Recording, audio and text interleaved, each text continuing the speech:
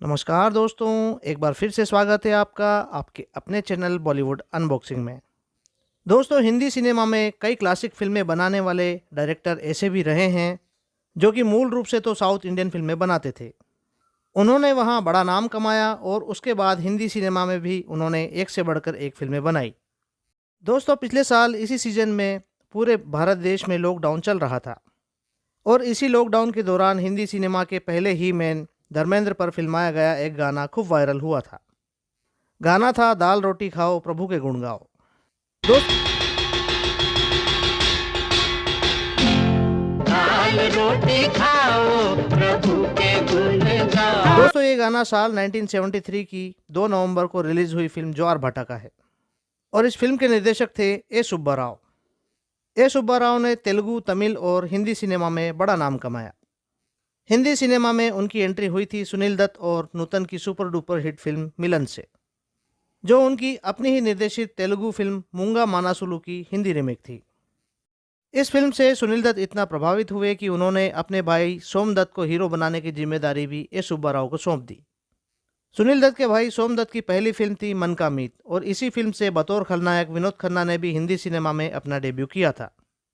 Film मिलन से ज्वार भाटा तक आते आते ए सुब्बा राव ने हिंदी में राजेश खन्ना के साथ डोली, महमूद के साथ मस्ताना, धर्मेंद्र और विनोद खन्ना के साथ रखवाला और रणधीर कपूर व बबीता के साथ फिल्म जीत बना चुके थे। फिल्म जीत के तो वे निर्माता भी रहे। करिश्मा कपूर और करीना कपूर के माता पिता द्वारा अभिनीत फिल्म जीत दरअसल ए सुब्बा राव की फिल्म पूला रंगाड़ू की हिंदी रीमेक थी और इसी फिल्म की तमिल रीमेक में एमजी रामचंद्र और जयललिता ने साथ काम किया था और साउथ सिनेमा की एक नई कहानी को जन्म दे दिया था। साल 1973 में ए सुब्बा राव निर्देशित 2 फिल्में हिंदी में रिलीज हुई थी। एक थी इंसाफ और दूसरी थी ज्वार भाटा। धर्मेंद्र और सायरा बानो स्टारर फिल्म ज्वार भाटा भी सुब्बा राव की ही एक तेलुगु फिल्म दगुडू मुंथालू की हिंदी रीमेक थी।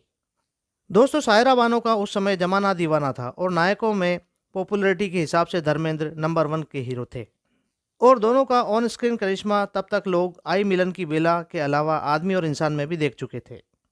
साल 1961 में अपने समय के सबसे बड़े स्टार शम्मी कपूर के साथ जंगली से अपनी एक्टिंग की यात्रा शुरू करने वाली सायरा बानो ने हीरोइन नंबर 1 का टेक पाने के साथ साथ उस वक्त के हीरो नंबर 1 दिलीप कुमार से 1966 में शादी कर ली थी और दिलीप कुमार की लोग इज्जत इतनी करते थे कि उनकी बेगम के साथ सब कुछ चाहने के बाद भी पर्दे पर एक्टिंग के नाम पर हीरो कंफर्टेबल नहीं हो पाते थे।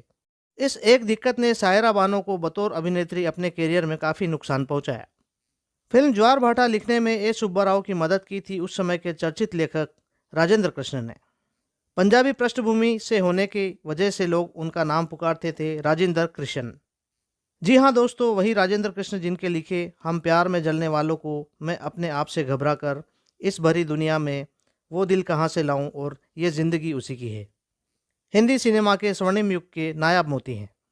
राजेंद्र कृष्ण के पास शब्दों का भंडार था और एहसासों का खजाना था। पाकिस्तान के जलालपुर में 6 जून 1990 को जन्मे राजेंद्र कृष्ण ने गीत या कहानी लिखने की कोई ट्रेनिंग नहीं ली थी। मैट्रिक पास करके सरकारी नौकरी करने लगे थे। बस फिराक गोरखपुरी, एहसान दानिश, सुमित्रा नंदन पंत और सूर्यकांत त्रिपाठी निराला को खूब पढ़ा करते थे। नौकरी लगी थी उनकी शिमला में और दिल लगा रहता था उनका बम्बई में।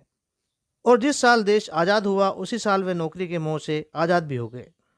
साल 1947 में ही उनके लिखी पहली फिल्म जनता रिलीज हुई और इसी साल उनके लिखे गाने भी पहली बार फिल्म जंजीर में लोगों को सुनने को मिले। राजेंद्र कृष्ण के लिखे गीतों का जमाना अब तक दीवाना है। दोस्तों, फिल्म की हीरोइन रही सायरा बानो ने अपने कैरियर की जिन बुलंदियों पर रहते हुए अपने से उम्र में कहीं बड़े सुपरस्टार दिलीप कुमार से जिस तरह से शादी करके अपने कैरियर को ब्रेक लगा दिया था, वैसा ही कुछ बाद में डिम्पल कपाड़िया ने राजेश खन्ना के साथ शादी करके किया था। हालांकि बाद में सायरा बानो की ही तरह डिम्पल कपाड़िया ने भी फिल्मों में शादी के कई सालों बाद वापसी की और सेकेंड इनिंग में दोनों ने खूब नाम कमाया।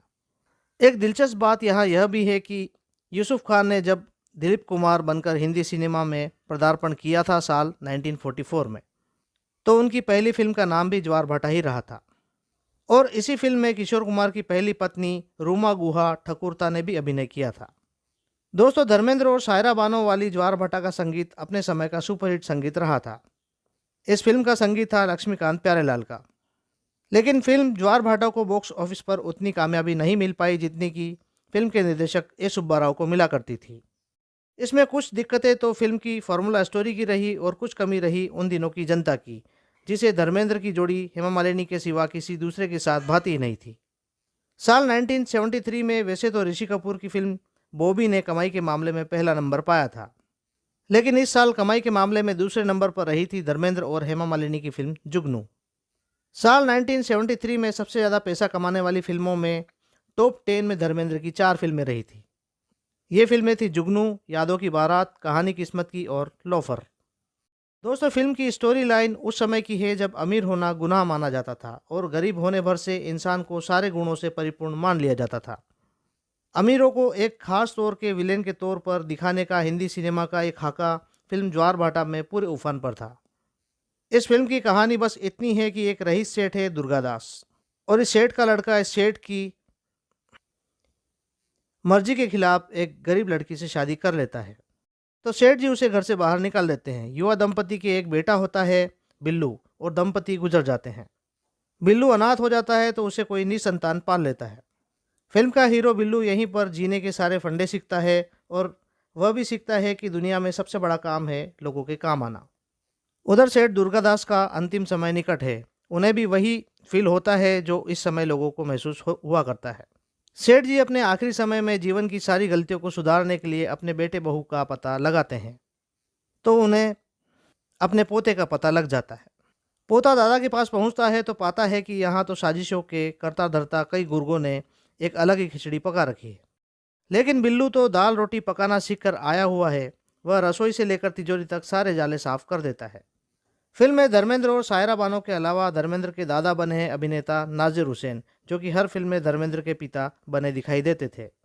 इनके अलावा फिल्म में जीवन, राजेंद्र नाथ, सुजीत कुमार और जय शेट्टी ने अपनी भूमिकाएं अच्छे से निभाई है।